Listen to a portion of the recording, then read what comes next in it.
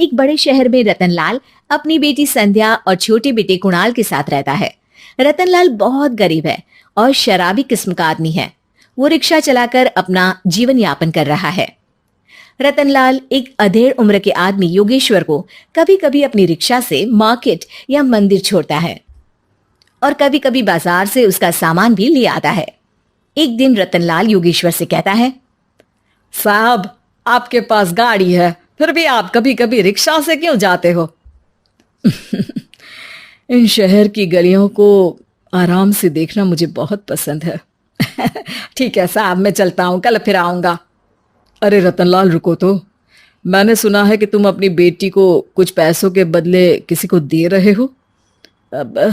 अभी किसी को बेचे नहीं तो क्या करे साहब। एक छोटा बेटा है, उसको पढ़ाना भी है, उसकी देखभाल भी करनी है, और अगर मैं बेटी को घर में रखूंगा तो उसकी शादी कैसे करूंगा साहब।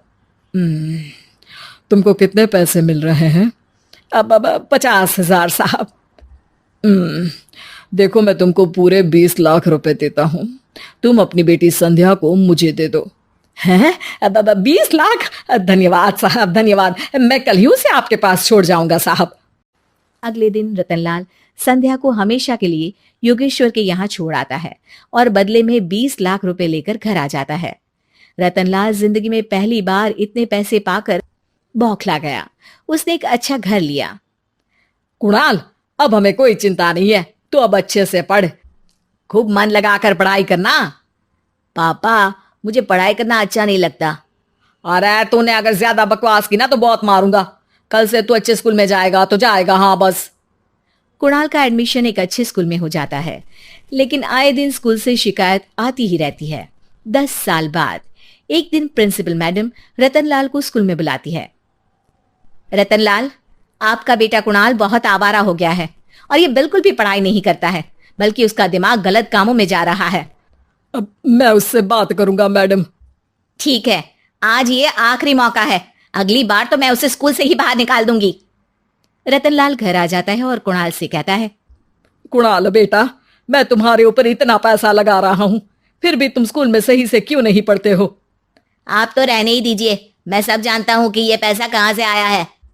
और वैसे भी अब ये पैसा मेरा है, मेरा जो भी मन होगा मैं करूंगा। आज के बाद मैं कभी स्कूल नहीं जाने वाला। रतनलाल को अपनी बेटी की याद आती है और वो रोने लगता है। 5 साल बाद कुणाल एक दिन एक लड़की को शादी करके घर ले आता है। पिताजी, ये मेरी पत्नी है स्वीटी। हैं? तुमने शादी कर ली? हाँ, शादी कर ली मैंने, दिखाई नहीं दे रहा? और अब से आप फिर से कमाना शुरू कर दो, बहुत बैठ कर खा लिया। कुणाल, तुम इस बुड्ढे को घर में क्यों रख रहे हो? देखो ना, ये शराब पीता है, इसे घर से बाहर निकाल फेंको। अरे स्वीटी, ये मेरे पापा है, कैसे बाहर निकाल दूं?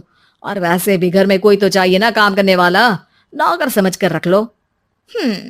इस बुड्ढी को तो घर से बाहर निकाल कर ही रहूंगी मैं कब तक इसके लिए खाना बनाऊंगी? स्वीटी एक दिन घर के बाहर पार्क में अपनी दोस्तों के साथ बैठी होती है। तभी वो रतनलाल को बुलाती है। पिताजी, मेरे कमरे में मैं अपना फोन छोड़ आई हूँ, जरा लाकर तो देना। हाँ जरूर, अभी लेकर आता हूँ। रतनलाल फोन लेकर आ जाता है। कुछ समय बाद स्वीटी के फ्रेंड्स भी चले जाते हैं। स्वीटी अंदर आकर शोर मचाती है। चोर चोर! कहाँ है चोर? मुझे तो यहाँ कुछ नहीं दिख रहा। अरे ये अलमारी खुली पड़ी है, जरूर किसी चोर ने ही खोली होगी। अरे कौन आया था यहाँ? यहाँ तो पिताजी आए थे बस। अरे बहू, मैं चोर नहीं हूं। मुझे तो आप पर अब बिल्कुल भी विश्वास नहीं है पिताजी, क्योंकि जब आप पैसे के लिए दीदी को बेच सकते हो तो आप चोरी भी तो कर ही सकते हो। अरे लेकिन वो सब तो मैंने तेरे भले के लिए किया था ना। मैं तो कहती हूँ कि हमें इनकी कमरे की तलाशी लेनी चाहिए। तुम बिल्कुल सही कह रही हो, चलो। स्वीटी और कुणाल दोनों रतनलाल के कमरे की तलाशी लेते हैं और उन्हें वहां स्वीटी की ज्वेलरी और पैसे मिल जाते हैं। मैं तो पहले ही जानता था कि चोर आप ही हो। निकल जाओ मेरे घर से और दोबारा अपनी शक्ल मत दिखाना। रतनलाल आंखों में आंसू लिए घर से निकल जाता है। स्वीटी मन ही मन सोचती है, आज तो मेरी प्लानिंग सफल हो गई। जैसा मैं चाहती थी ऐसा ही किया और बड़ी आसानी से उस बुड्ढी को चोरी का इल्जाम लगाकर घर से भगा दिया। रतनलाल की हालत अब ज्यादा खराब हो गई और वो सड़क पर बैठकर भीख मांगकर खाने लगा।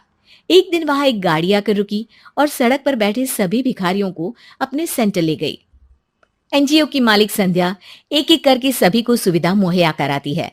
तभी उसकी नजर रतनलाल पर पड़ती है। पिताजी, संध्या तू? पिताजी आपकी ये हालत कैसे हुई? ये सब मेरे बुरे कर्मों की सजा है जो मुझे मिल रही है। मुझे माफ कर दे बेटी।